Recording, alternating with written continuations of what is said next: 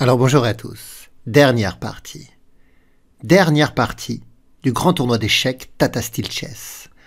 Alors, avant cette dernière ronde, 3 joueurs se disputent la première place. Il y avait bien sûr Abdusattorov, qui mène la danse depuis un bon petit moment dans ce tournoi, suivi de Anish Giri, qui a joué des parties d'attaque impressionnantes dans ce tournoi, ainsi que certainement la plus belle combinaison du tournoi. Et puis en troisième position, on avait le retour en flamme de Carlsen, qui avait connu un début de tournoi difficile avec 2 défaites d'affilée, et qui n'a fait que remonter. 3 joueurs pour une place. Qui va remporter ce tournoi? Alors, on verra à la fin de cette vidéo, je montrerai le classement final. Puis pour la partie du jour, j'ai choisi de vous présenter la partie qui a opposé Anish Giri à Richard Rapport. Alors Richard Rapport, on l'a présenté plusieurs fois dans ce tournoi, on a vu beaucoup de vidéos de lui, Anish Giri également. Mais savez-vous que Anish Giri, il est hollandais. Ce tournoi donc, il se joue sur ses terres, dans la ville de Vakansi. Et Anish Giri, il a donc participé de nombreuses fois à ce tournoi, il a fini 5 fois deuxième. Il n'a jamais gagné, un vrai pouli d'or au niveau de ce tournoi. Allez, intéressons-nous à cette partie. Giri a les blancs, il ouvre avec le pion roi E4, C5, la sicilienne de Rapport. Les dernières vidéos que j'ai faites pour ce tournoi du Tata Steel Chess nous ont montré d'ailleurs pas mal de défenses siciliennes. Si vous n'avez pas vu les autres vidéos, je vous invite à cliquer sur le lien ci-dessus qui vous donne accès à la playlist, qui a de très très belles parties, à la fois tactiques mais aussi positionnelles, qui enrichiront vos connaissances et vous permettront de vous améliorer dans votre compréhension stratégique. Donc on a la sicilienne. Cavalier F3. On développe le cavalier qui va appuyer la poussée D4. Comme ça, en cas de prise, on ne sera pas contraint de reprendre de la dame, on pourra reprendre du cavalier. Les noirs jouent D6, D4, prise en D4. On a vu que Richard Rapport, dans la vidéo d'hier, avait repris de la dame. Un coup un peu plus rare. Là, c'est cavalier prend D4, c'est le coup principal. Cavalier F6 de Rapport, attaque le pion E4, cavalier C3 en défend. Et là, on a plusieurs coups. On a déjà vu le coup A6, qui est la variante Najdorf. Dans ce tournoi, je n'ai pas présenté de vidéo avec le coup G6. Peut-être qu'il n'y a pas eu d'ailleurs de partie jouée sur ce thème, sur cette variante, qui est la variante du dragon, avec l'idée de mettre le fou en G7 sur la plus grande diagonale noire de l'échiquier. Là, c'est cavalier C6 qui est choisi. Fou G5. On développe le fou, on questionne le cavalier, on dit, tiens, il y a un possible échange fou contre cavalier qui abîmerait la structure de pion en fonction du fait que les noirs reprennent du pion E ou du pion G. Si les noirs veulent garder leur structure de pion intacte, ils peuvent jouer le coup E6, qui est le coup principal. Ainsi, en cas de prise, on peut reprendre de la dame. Mais là, Richard Rapport, vous le savez, c'est un joueur original, créatif, inventif. Il n'a pas froid aux yeux, et dans les ouvertures, souvent, il surprend avec des coups très atypiques. Et c'est ce qui va se passer ici. Il va jouer le coup G6. Moi, j'aurais jamais joué ce coup-là. C'est une variante qui existe. Mais alors, vraiment, il faut avoir envie de la jouer. Parce que lorsqu'on joue G6, on laisse faire cet échange, fou prend cavalier, qui va totalement modifier la structure de pion, plutôt à l'avantage des blancs, puisque le pion va devoir reprendre. On va en parler d'ailleurs de ces modifications, ce que cela engendre. Et d'ailleurs, ici, Anish Giri, il provoque cette modification matérielle et structurelle. Maintenant, on va en parler. Pourquoi je disais que la structure de pion noir s'est dégradée? Eh bien, on a des pions doublés ici, mais ce n'est pas le plus important. Ce n'est pas ce qui est vraiment dommageable pour les noirs. Ce qui est dommageable, c'est ce qui se passe sur la colonne D. Maintenant, nous avons un pion D6 isolé, parce que le pion 7 n'est plus là pour assurer sa défense. Alors certes, la dame, le fou ou d'autres pièces pourront défendre. Il y a également la case faible D5. Comme le pion 7 n'est plus là, il ne pourra jamais aller en E6 pour défendre la case D5. Donc c'est un affaiblissement de cette case qui pourra voir l'infiltration, l'incrustation d'un cavalier blanc en D5, centralisé. Donc, un pion isolé, une case faible, des pions doublés. Vous voyez, la structure de pion noir est plus morcelée. D'ailleurs, on peut remarquer qu'il y a plus d'îlots de pions. Les îlots de pions, c'est des groupes de pions. On voit que là, il y a un groupe de pions de 2, un pion isolé ici, un groupe de 4 ici. La structure blanche est plus compacte. On a 3 ici et 4 ici. Donc, généralement, une structure de pions plus morcelée présente plus de faiblesse.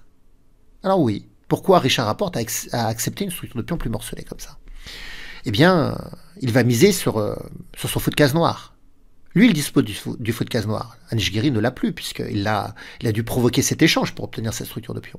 Et l'idée, c'est d'arriver à jouer fou G7 et à pousser F5, à dédoubler les pions en attaquant le pion central et en libérant l'action du fou sur la grande diagonale noire. On va voir qui va réussir à faire passer ses idées. Est-ce que c'est Anish Giri qui va s'imposer sur cette compréhension structurelle, sur ses atouts structurels, ou est-ce que c'est Richard Rapporte qui va réussir à valoriser son feu de case noire? En tout cas, le trait est à Anish Giri, donc il joue fou B5. Double attaque sur le cavalier qui est cloué. J'ai raté ma diagonale, voilà. Celle-ci plutôt. Les noirs jouent fou D7. Et maintenant fou C4. Alors vous savez, je reviens un petit peu en arrière. Ici, il y a beaucoup de joueurs qui jouent immédiatement fou C4. Mais Anish Giri, lorsqu'il joue fou B5, fou D7, et qu'il remet son fou en C4, en fait, il voulait ce fou sur cette diagonale. Mais il a incité les noirs à jouer fou D7. Comme ça, le fou en D7, finalement, empêche la dame de défendre le pion D6. Et si le fou F8 veut venir en G7, eh bien ce pion D6 pourra être exposé aux attaques sur la colonne. En quelque sorte, il a voulu mal placer le fou D7. Donc les noirs ont joué fou G7, et là il y a un échange. Il échange en C6. Pourquoi il échange en C6? Certainement qu'il ne veut pas laisser son cavalier être une cible. Parce que le cavalier noir attaque, c'est vrai que la dame défend, mais si les noirs jouent F5, il va y avoir l'attaque également avec le fou. Donc il va décider d'échanger. Si les noirs reprennent du pion, ils perdent D6. C'était l'idée. Donc les noirs reprennent du fou. Alors c'est vrai que le fou se met à attaquer E4, mais lequel les protège. D'un autre côté, le fou, il n'est plus le fou noir de case blanche, il n'est plus sur cette diagonale pour soutenir la poussée F5. Bon, il va y avoir les rocs. Petit roc, dame D3, tour C8, et là, on a le cavalier qui vient s'imposer sur la case faible en D5. Si les noirs prennent, les blancs sont capables de reprendre une pièce, bien sûr. Alors les noirs jouent tour E8. Les noirs, finalement, ont placé leur tour de manière correcte, puisqu'ils mettent une tour sur la colonne semi-ouverte avec, en ligne de mire, le fou C4, et une autre tour sur la colonne semi-ouverte avec, en ligne de mire, le pion E4. Les blancs jouent C3. C'est aussi pour ça qu'ils ont décollé avec leur cavalier en D5. C'était pour être capable de jouer C3, pour créer ces petites défenses structurelles sur case noire, ce qui fait que même si les noirs arrivent à jouer F5 à un moment donné, et qu'ils libèrent le fou G7, ben, le fou G7 va buter contre le pion C3 en fait. On veut donner le moins d'activité possible à ce fou de case noire. Fou D7 a été joué. Et là, fou B5 joué par Anish Giri. Il ne veut pas laisser son fou comme ça sous tension. Il joue fou B5 et il se dit après tout que si les noirs prennent le fou, il reprendra de la dame. Il aura cassé la paire de fous des noirs et il pourra jouer avec un cavalier triomphant, indélogeable, inexpugnable au centre, contre un fou de case noire qui pour l'instant peine à jouer. Alors que va faire Richard Rapporte? Il est malin, il va remettre son fou en C6. Il va lui dire, bah, si tu veux échanger les fous, vas-y, fais-le. Fais-le sur cette case. Parce que si les blancs prennent, l'idée de Richard Rapporte, c'est qu'il peut reprendre du pion pour déloger le cavalier en D5. Et ça ne plaît pas à Giri qui revient en C4. Et le fou revient en D7. Donc c'est une proposition tacite de match nul, parce que si Anish revient en B5, le fou revient en C6, on va répéter 3 fois la même position et ça va conduire à un match nul. Donc du coup, Anish Giri, qui est un candidat à la victoire finale de ce tournoi, il ne veut pas du match nul, il a besoin de la victoire. Donc, il va changer ses coups, il va jouer tour 1. Et les noirs jouent F5. Ça y est, ils libèrent leur fou G7. Fou B3 a été joué, avec la volonté de ne pas laisser traîner la pression sur le fou C4, hein, même si la dame défend, vous savez, la dame peut être appelée ailleurs. Prise en E4, tour prend E4, et fou F5. On a une enfilade, mais les blancs peuvent régler le problème très facilement en échangeant les tours, puisque ça fera échec. Et c'est ce qui se passe d'ailleurs. Tour prend échec, dame prend échec, et maintenant la dame, un petit pas de retrait pour éviter l'attaque du fou. Les noirs jouent fou E6. Tour D1, on aiguille la tour sur la colonne D semi-ouverte avec, en ligne de mire, le pion isolé D6. Vous voyez, pour l'instant, les blancs arrivent à s'imposer sur la faiblesse de la case D5, alors que le fou G7 peine à jouer, toujours à cause de cette petite structure B2 contre C3. Dame D7 est jouée. H3, bon, ça donne une petite case de fuite, ça mange pas de pain. B5. Dame F4. Alors la dame, elle peut vouloir appuyer l'arrivée du cavalier en F6. Alors ça fait des fourchettes 3 dames, mais les noirs peuvent prendre.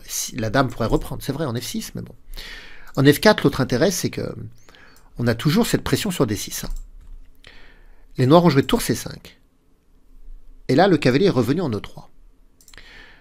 Si on vient en F6 faire échec, il y aura simplement l'échange. Et malheureusement, sur les cases noires, la dame, elle ne peut pas être appuyée. Il n'y a pas de pièce capable de l'aider à collaborer pour essayer de s'infiltrer et de créer des menaces contre le roi noir. Donc dans cette position, après tour C5, ici, Anish Giri préfère reculer son cavalier. Il va jouer cavalier E3, et puis ça menace la prise en D6 maintenant. On menace de gagner le pion isolé, la faiblesse structurelle qu'on a provoquée dans l'ouverture. Donc les noirs jouent feu E5, qui repousse la dame, qui vient en E4, roi G7. Alors, Anish Giri il a besoin de la victoire. Et quand on veut gagner, il faut accepter une certaine part de prise de risque. Et c'est un moment critique où Anish Giri va mobiliser le pion F4, et on verra même qu'il va mobiliser le pion G4. Des pions très importants à la défense du roi blanc. Mais il a besoin de la victoire pour gagner ce tournoi, pour espérer gagner ce tournoi, ou même conserver sa deuxième place, parce que Carlsen est troisième et il toque à la porte. Donc il joue F4, il repousse le fou. Alors il repousse le fou en se disant que si le fou recule, eh bien le pion D6 sera plus fragile. Donc le fou vient en F6. Et là il joue G4. Il faut comprendre l'idée de ce coup G4. Alors je sais bien que c'est au blanc de jouer, mais il faut comprendre la menace avec cette poussée en G4. Donc l'idée, ça va être bien sûr de jouer en G5, mais pas tout de suite. Si c'était encore au blanc de jouer, on ferait fou prend E6. On ferait ce coup-là, fou prend fou. Parce que si la dame reprend, on échange les dames, le pion reprend, et après le pion D6, le pion isolé sans défense, tombe. Et les blancs gagnent un pion dans des conditions très favorables pour cette finale. Mais vous allez me dire, après cette prise en E6, les noirs ne sont pas obligés de reprendre de la dame. Ils peuvent reprendre du pion et conserver la dame à la défense du pion D6. Mais les blancs ont provoqué cet échange des fous de case blanche pour que la dame D7 ne soit plus protégée. C'est important. Parce que maintenant, il n'y a plus de fou en E6 pour défendre la dame noire. Et maintenant, on peut insérer le coup G5. Repousser le fou pour avoir accès à l'échec en D4. Et dès que le roi bouge, par exemple roi G8, on peut prendre la tour. On sacrifie la dame sur la tour parce que le pion D6, dès qu'il reprend la dame, ça permet à la tour blanche de reprendre la dame noire. Et comme les noirs n'ont plus le fou en E6, vous voyez, ils ne sont pas capables de reprendre, et les blancs, ils ont gagné une pièce. Vous voyez, je remontre la menace. Donc la menace, c'est d'échanger, faire fou prend E6. Si dame prend, alors on échange les dames, et en fin de variante, on gagne le pion D6, on lui prélève son pion dans de bonnes conditions. Et si c'est le pion qui reprend, on repousse le fou, on place l'échec, et on prend la tour. Si les noirs ne reprennent pas, ils ont une tour de moins, et s'ils le reprennent, eh bien de toute façon, ils auront toujours une tour de moins. Alors revenons à la position. Après G4, on a donc cette menace d'échanger en E6 et de poursuivre par G5. C'est pour ça que les noirs ils jouent ici H6, pour doubler le contrôle de la case G5. Et là, Anish Giri, il loupe le meilleur coup. Il va jouer fou D5, qui n'est pas un mauvais coup, mais il avait mieux. Il pouvait quand même échanger en E6. Toujours la même idée, c'est que si la dame prend, on échange les dames, et après, on prend le pion D6. Et si le pion prend, on ne peut pas jouer G5 tout de suite, parce que les noirs contrôlent deux fois, mais on pourrait jouer le joli coup H4. Avec la menace de jouer G5 cette fois-ci, parce que le pion sera suffisamment appuyé. Et si le fou prend le pion, eh bien c'est exactement ce qu'on voulait. Le fou n'est plus en F6, donc dame D4 échec, le roi bouge quelque part, on prend la tour, et dès que les noirs reprennent, on prend la dame. Et on a une tour de plus. Donc, vous voyez, dans cette position, il fallait échanger les fous et jouer H4. Mais Anish Giri a joué fou D5. Les noirs ont pris, cavalier reprend, et on a un cavalier très bien positionné ici. Tour C4 attaque la dame recule en F3, dame E6. Et là, Anish Giri, en cherche de victoire, va continuer à attaquer. Il joue F5, il frappe. Bon alors, qu'est-ce que vont faire les noirs? Cette poussée en F5, elle est là pour essayer d'impacter le roc noir, mais également de déloger la dame de la protection du pion D6. Par exemple, si les noirs cherchent l'échange des dames avec dame E4, on pourra accepter l'échange des dames, faire dame prend, tour prend, puis le cavalier pourra prendre le fou, le roi reprendra, et toujours pareil, la tour, en fin de variante, prélèvera le pion isolé D6, avec, bien sûr, un avantage important dans cette finale. Alors, les noirs vont décider de prendre en F5. Ils prennent. Et l'idée des blancs, c'est de pousser en F5. C'était aussi de libérer la case F4.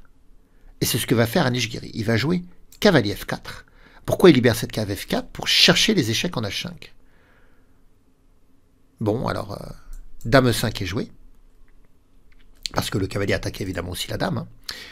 Cavalier H5 échec. Et là, je vais vous inviter à réfléchir à cette position.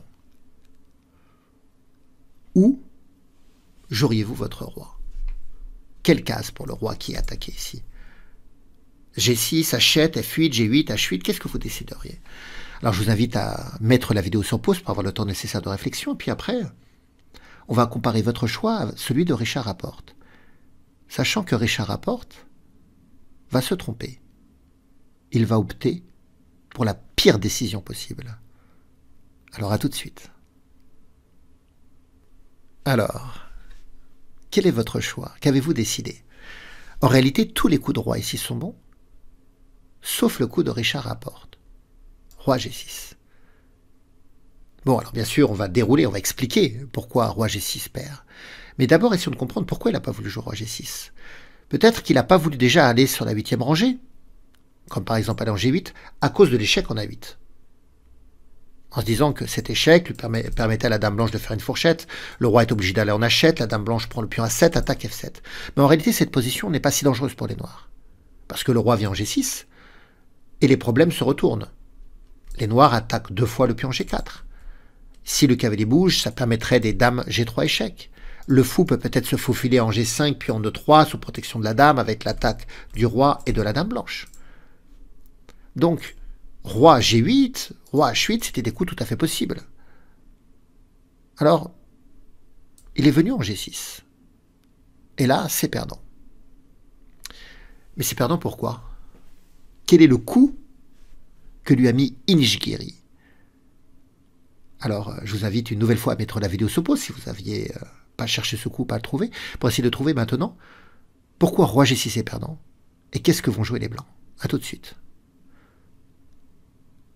Alors, ici, le coup d'Anish Giri. J'espère que vous l'avez trouvé. C'est tour prend D6. La tour s'empare du pion isolé. Alors c'est bien parce que on finit par triompher par la prise de ce pion isolé. Et la dame noire ne peut pas prendre la tour. Parce que si la dame noire prend la tour, c'est la fin de la partie. Dame prend F5, échec et mat. Le pion protège la dame attaque, le cavalier coince, la dame coince, c'est mat. Donc tour prend D6, c'est un sacrifice de déviation. On veut dévier la dame noire de la protection du pion F5. Et le problème pour les noirs, c'est que s'ils ne prennent pas, derrière il y a l'attaque du fou, qui a attaqué 2 fois et qui est cloué. Alors les noirs ici, ils ont joué roi G5. Bon. On pourrait prendre le fou en F6. C'est un coup certainement gagnant, bien sûr. Mais il va être encore plus précis, Anish Giri. Il va jouer tour D5. La dame protège, il attaque la dame noire et il cherche à gagner le pion F5 avec toujours l'attaque sur le roi. Bon. Dame E1 échec. Roi G2. Et l'intérêt d'avoir gardé la tour ici, c'est que la tour contrôle la case D2. Donc il n'y a pas de dame D2 échec. C'est peut-être pour ça d'ailleurs qu'il n'a pas fait tour prend fou. C'est que sur dame E1 échec, roi G2, la dame pourrait revenir en D2 et essayer d'embêter le roi blanc, même si c'est certainement gagnant pour les blancs. En tout cas, dans la position, il a joué tour D5. Et après dame E1 échec, roi G2, il n'y a pas de dame D2. Il n'y a pas d'échec contre le roi blanc. Pas d'échec intelligent. Et les blancs menacent les prises en F5. Alors le fou est parti en E7. Tour prend F5 échec. Qu'est-ce qu'on a comme coup? Bon, on a roi G6 et on a roi H4. On en a 2. Dans la partie, c'est roi H4 qui a été joué. Mais sur roi G6, regardons ce qui serait produit. Certainement qu'on va continuer avec tour F6 échec. Continue. Si le roi remonte, on va prendre le pion F7. Si le roi descend, on va continuer à l'attaquer. Donc... et si fou prend, eh bien on va mater très vite. Dame prend, le cavalier protège la dame, et sur roi H5, on aura le dame G7 mat. Donc, dans cette position, roi G6, on va continuer l'attaque avec tour F6, et on va attaquer avec tour, cavalier, dame, et même le pion aide, et il n'y a pratiquement pas de défenseur. Donc le roi noir, il est condamné. Dans la partie, il est venu en H4. Mais Dame G3 provoque l'abandon. Richard rapporte, et il renonce. Alors évidemment, là, il n'y a pas le choix.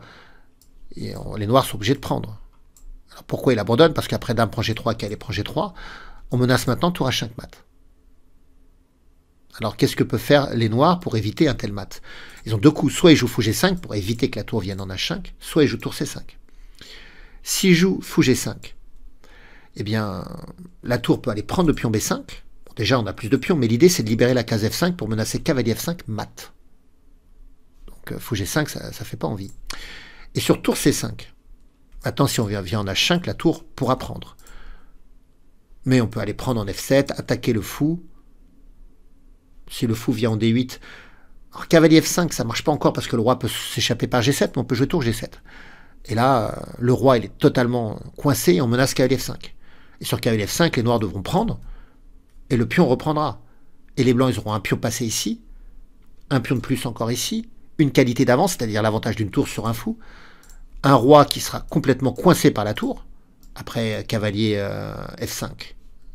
Tour prend et pion prend. La tour coince complètement le roi. Donc il n'y a aucune chance de tenir cette finale. Alors, ce classement final, Anish Giri, le poulidor des échecs, celui qui avait fini 5 fois deuxième, qui n'avait jamais gagné ce tournoi du Tata Steel Chess, qu'on vient de vivre ces 2 dernières semaines ensemble, eh bien, il gagne ce tournoi avec 8 points et demi. Parce que qu'est-ce qui s'est passé? Coup de tonnerre. Abdouzatorov, qui a mené tout le tournoi, a fini par s'incliner dans cette dernière ronde contre Van Forest. Il perd cette dernière ronde et il perd sa première place. Et Carlsen gagne contre Erigaisi et il remonte.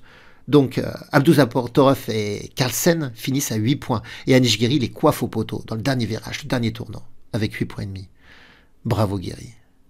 Alors merci pour votre fidélité, votre soutien. J'ai essayé d'apporter les commentaires le mieux que je pouvais et de donner une expérience aussi visuelle de qualité, en remerciant Guillaume qui nous a réalisé des beaux visuels, des belles vignettes, ronde après ronde. Voilà, eh bien, ça se finit. On va devoir se quitter. Je vous souhaite une bonne fin de journée et on se retrouvera bientôt pour de nouvelles aventures. Au revoir à tous.